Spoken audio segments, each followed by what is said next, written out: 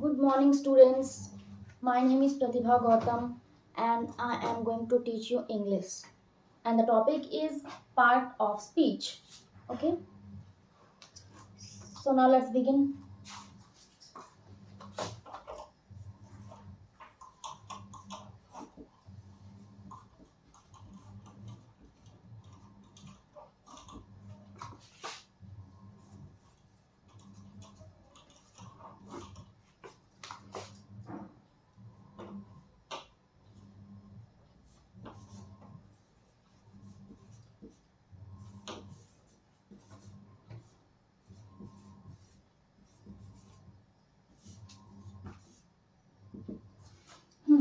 Parts of speech, इसका क्या है? इसमें जैसे कि आप डेफिनेशन देख लो इसका, कि पहले मैं हिंदी में समझाती हूँ। अंग्रेजी में जितने भी शब्द होते हैं, मीन्स जितने भी वाक्य होते हैं, वो कई चीज़ों से मिलके बने होते हैं।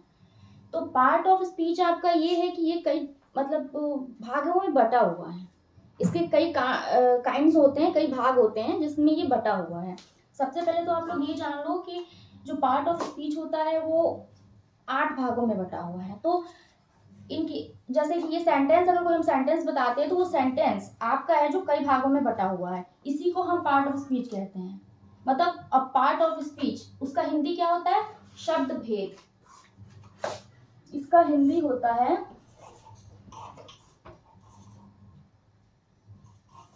शब्द भेद। शब्द भेद जैसे कि अगर हम कोई सेंटेंस बोलते हैं तो एक सेंटेंस में नाउन भी आएगा, प्रोनाउन भी आएगा, वर्ब भी आएगा, एडजेक्टिव भी आएगा। तो जैसे कि हमने एक सेंटेंस हम आपको लिख के दिखाते हैं।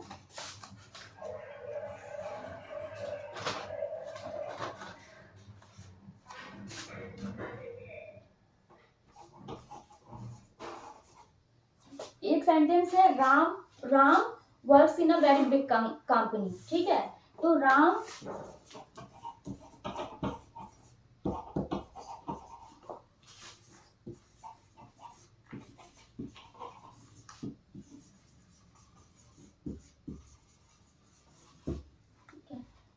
Works in a very big company. तो इसमें आपका क्या है? इसमें कई सारी चीजें होती हैं जिसमें से नाउन है, प्रोनाउन है, एडजेक्टिव है, एडवर्ब है। तो ये सारी चीजों से मिलकर ही पार्ट ऑफ स्पीच तैयार होता है। सबसे पहले तो आप लोग देख लीजिए कि इसमें जैसे देखिए राम है, Ram works in a very big company. तो इसमें राम क्या हो गया आपका? राम हो गया नाउन। वर्क्स है, वर्क्स मीन्स क्या होता है कि करता है। मतलब राम कहाँ काम करता है? बहुत बड़ी कंपनी में काम करता है। तो राम है, राम नाउन हो गया, और ये क्या हो गया? वर्ब। ये आपका वर्ब हो गया। ठीक, एंड वेरी, ये एडवर्ब हो गया। ये बिग हो गया एडजेक्टिव।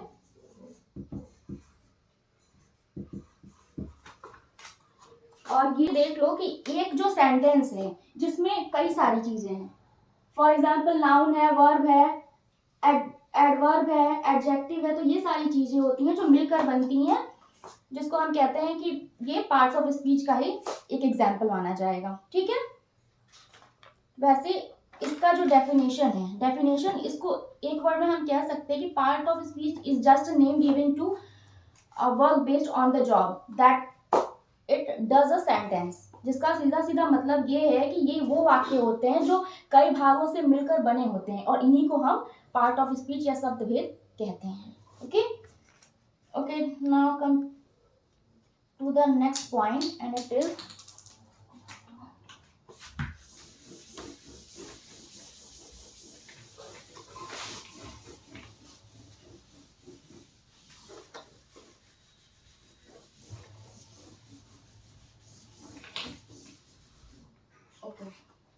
इसमें पहला हम देख लेते हैं। पहला क्या है?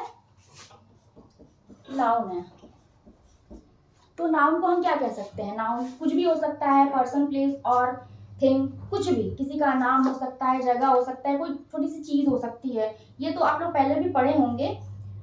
एंड प्रोनाउन हो गया। प्रोनाउन इसको क्या यूज करते हैं? जैसे देखिए नाउन है तो पर्सन हो गया, राम, श्याम, एक्सेट्रा जो भी है।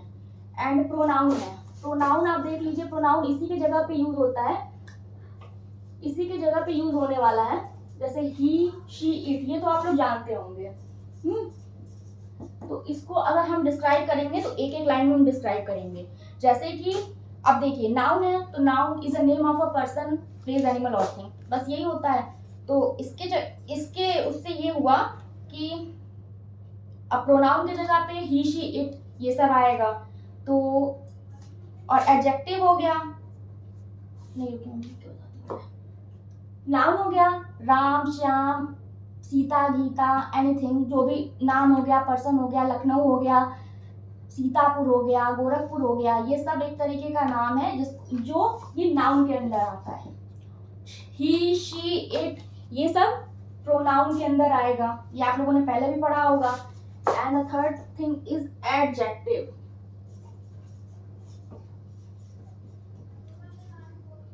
एडजेक्टिव, हाँ,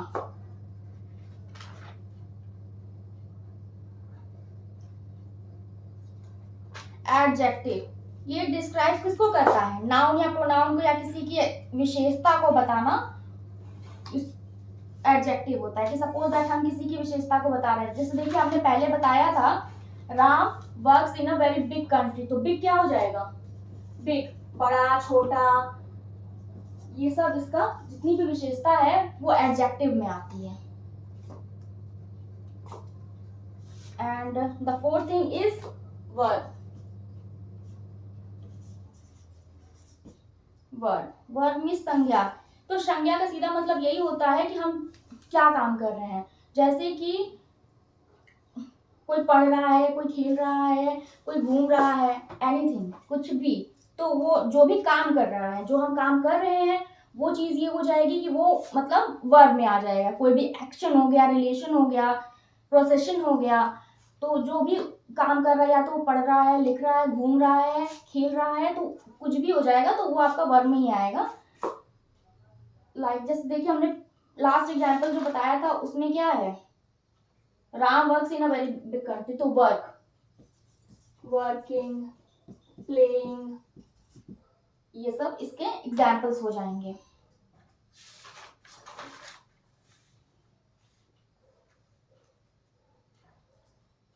एडवर्ब देख लीजिए, पांचवा इसका क्या है, एडवर्ब।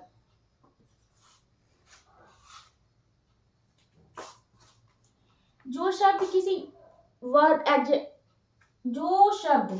किसी एडजेक्टिव या किसी दूसरे एडवर्ब की विशेषता बताता है उसे एडवर्ब कहा जाता है। हाँ, अब देखिए सबसे पहले तो ये है कि, हाँ ये देखिए, ही वॉक्स, जैसे कि हम बता रहे हैं आपको, ही वॉक्स स्लोली, हाँ ही वॉक्स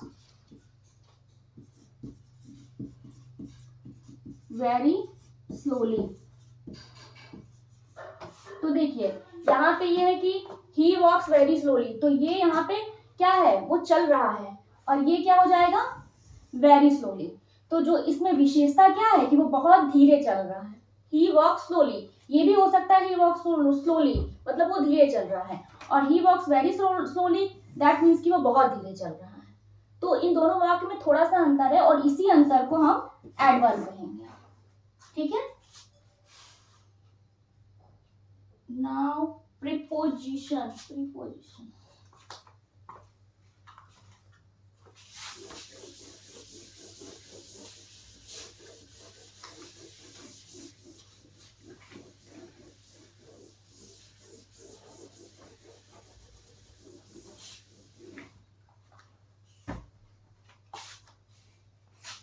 आपका प्रीपोजिशन,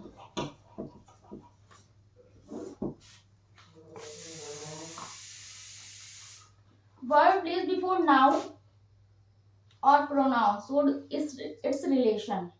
हाँ ठीक, अब ये देखिए कोई भी वर्ड जो नाउन प्रोनाउन के पहले आकर उसका वो विशेषता बताए कि वो क्या कर रहा है, क्या नहीं कर रहा है और कैसे कर रहा है।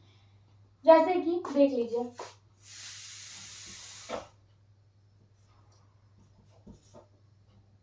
He is going to market.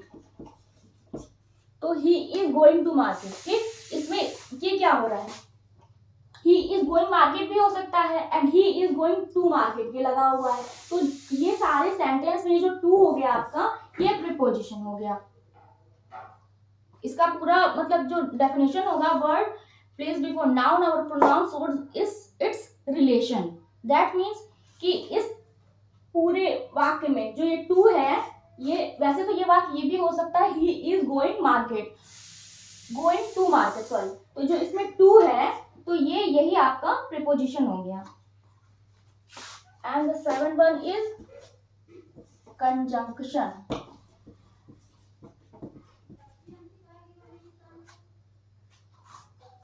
हाँ, ये जैसे दो वाक्य को कनेक्ट करने का। कंजंक्शन का मतलब ये होता है कि जैसे हम कोई भी वाक्य ले रहे हैं, उसके आगे हमने बट लगा दिया, स्टिल लगा दिया, और लगा दिया। तो इसको हम क्या कहेंगे, दो वाक्य को जोड़ने का मतलब, अगर कोई भी है तो जहां जिसके साथ में बट, स्टिल और ये सब लगता है, उसे हम कंजंक्शन कहेंगे। जैसे कि देखिए, जो भी शब्द दो वाक्य को जोड़ते हैं, एग्जाम्पल के लिए देती हूँ, he is cute but naughty. तो अगर मतलब वो क्यूट है, लेकिन उसके साथ ही वो क्या है, बहुत शरारती भी है। तो ये जो बट हो गया, ये आपका दो वाक्य को जोड़ने का काम करता है, इसीलिए इसको इसको ये कंजंक्शन का एग्जाम्पल माना जाता है। And the next thing,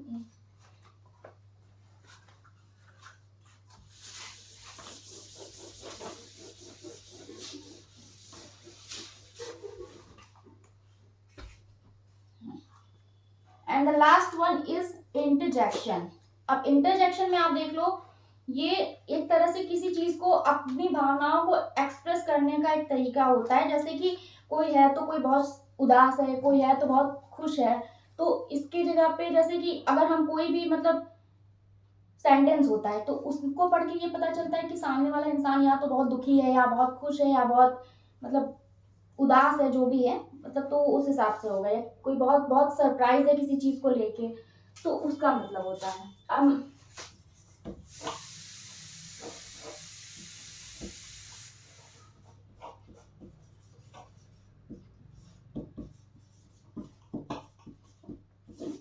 interjection, इसको हम कहाँ यूज करते हैं, वही बताया मैंने कि जैसे कोई बहुत उदास है, या बहुत मतलब खुश है, या दुखी है, तो ऐसे सेंटेंस जो जिसके बारे में हमें पता चले कि सामने वाला, या फिर जो भी सेंटेंस है कि कोई उदास है, या फिर लाइक मैं आपको एग्जाम्पल बताती हूँ।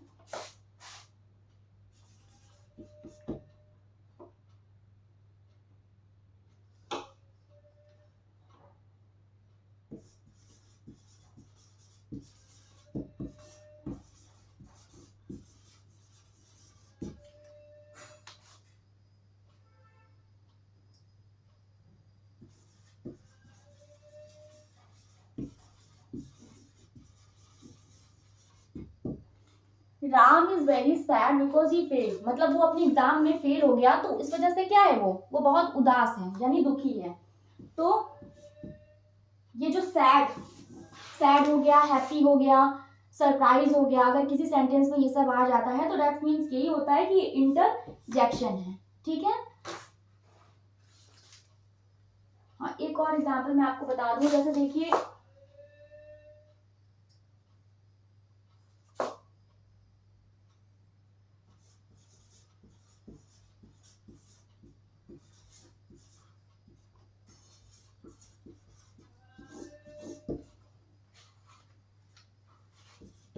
ब्रावो वी वॉन, मतलब ये बहुत खुशी की बात है कि हम जीत गए। अगर हम कोई गेम खेलते हैं, तो जाहिर सी बात है कि अगर हम जीत गए किसी चीज में, या फिर मतलब गेम खेलो आप, उसमें जीत जाओ, तो फिर इसका ये है कि ये जो सेंटेंस है, इसमें ये क्या है, ये जो ब्रेवो है, ये क्या है,